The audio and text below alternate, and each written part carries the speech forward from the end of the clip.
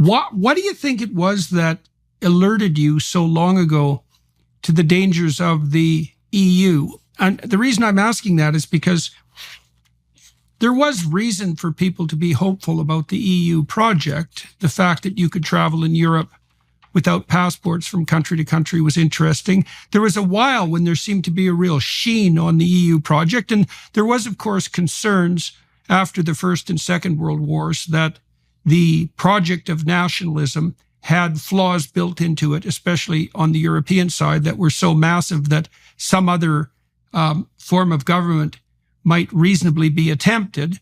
The world is unifying more too, because we communicate with each other much more.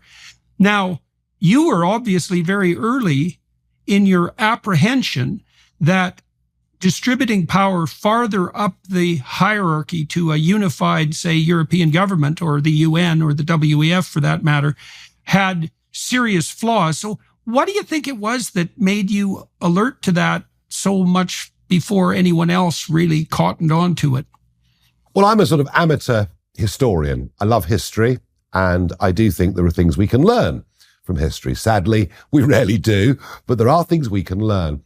And here's the point. I mean, yes, of course, in 1870, the Germans invade France. In 1914, the Germans invade France. In 1940, the Germans invade France. And so this idea came around that if you unify France and Germany, and of course it began with the Coal and Steel Pact in 1951, if you unify France and Germany, if you unify the whole of Europe, those nationalistic factors that caused war would go away and we could live in peace.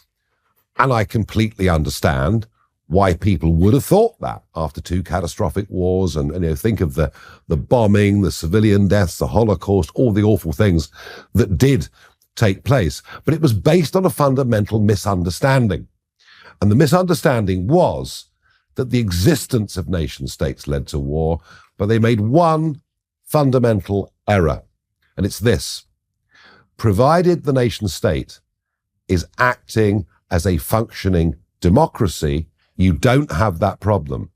There is no example in history of one functioning democracy going to war with another. And far from being a project of peace, I took the opposite view.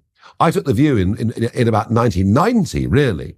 I took the view that if you take away from nation states their ability to determine their own future and hand it up to a higher authority over which you have little or no say, far from dampening nationalistic fervour, it's likely to increase nationalistic fervour. And here's the thing why democracy works. Democracy works because whether you like the result or not, you settle it with a cross on a piece of paper, and not with a gun.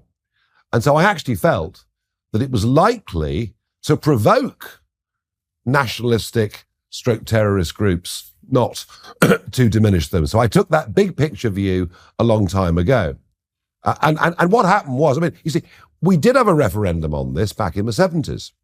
And my parents were told, look, vote to stay part of this because it's about trading with our neighbours. It's going to be good for business. It means we can travel to Europe freely. Ironically, pre-1914, we could travel all over Europe without even having a passport. That's been rather forgotten. And no one thought, or very few people thought back in the 70s, that it would threaten sovereignty, that it would threaten nation-state democracy. And as the years went by, a project that started around peace became a project about power. Tony Blair himself said, this is now a project of power. And the ambition of the European Union was actually to become the world's leading superpower, miles away from what we told we were joining. Now, look, I've worked for American companies in a previous life. I even worked for a French company for a brief period of time.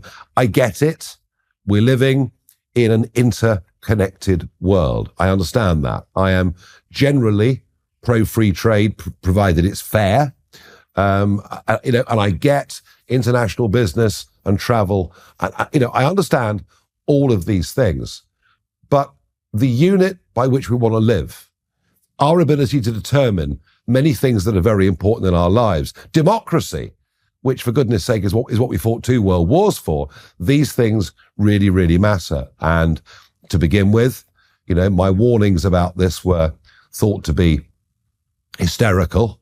But in the end, it did become a majority view. And I think if you look around Europe now, you'll see political movements that are on the rise who really are talking about similar things, Jordan, to what I was saying 10, 20, 30 years ago.